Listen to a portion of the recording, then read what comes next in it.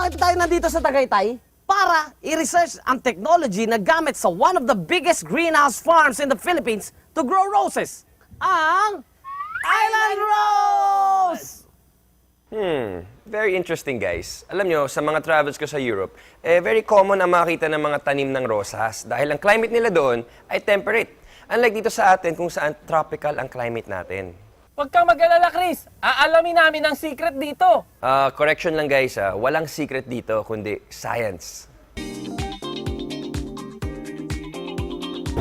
Sir Arnold, kumusta po? Morning, James. Good morning, sir. Rodrian. Welcome to Island Rose Farm. Ang greenhouse ay shelter o structure kung saan pinapalaki ang mga halaman ng kontrolado ang light, heat at humidity. Gawa ito sa glass, kaya tumatagos ang sunlight dito. Natatrap naman ang heat, kaya mananatiling mainit ang hangin at mga halaman sa loob nito kahit gabi. Hindi ito bahay na kulay green, kundi ipinangalan dahil sa greenhouse effect, kung saan natatrap ang heat energy sa atmosphere ng Earth dahil sa carbon dioxide at iba pang gases. Paki-explain naman po yung role ng greenhouse sa pagpapalaki ng roses. Ang greenhouse kasi, dalawang bagay yan sa amin. One is rain protection, kasi ayaw ng mga halaman na nababasa ng matagal.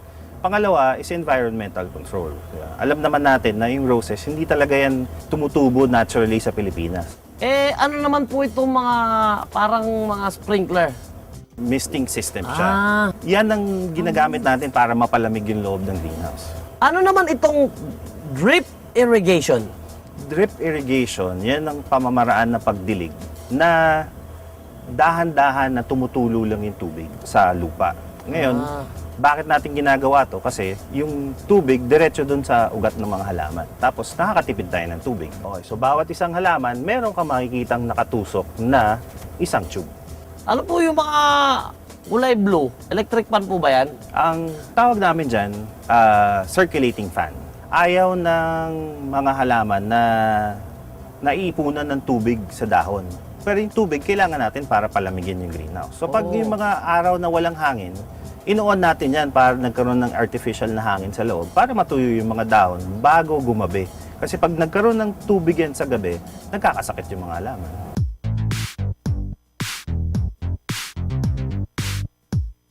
Ito pong bubong natin, bakit yung ibang parte niya ay nakabukas?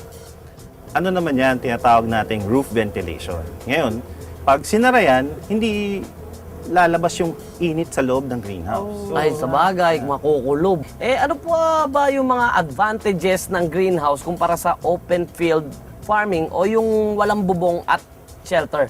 Ang problema kasi sa traditional na farming, pag binagyo ka at inulan ka, patay yung mga halaman mo. Wala ka ngayon ani.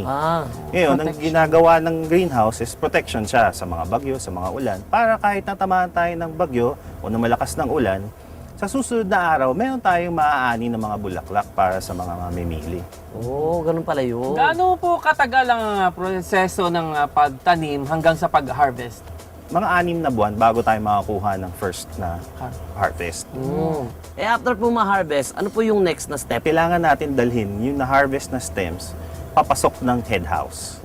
Sa head house, meron kaming tinatawag na cold storage.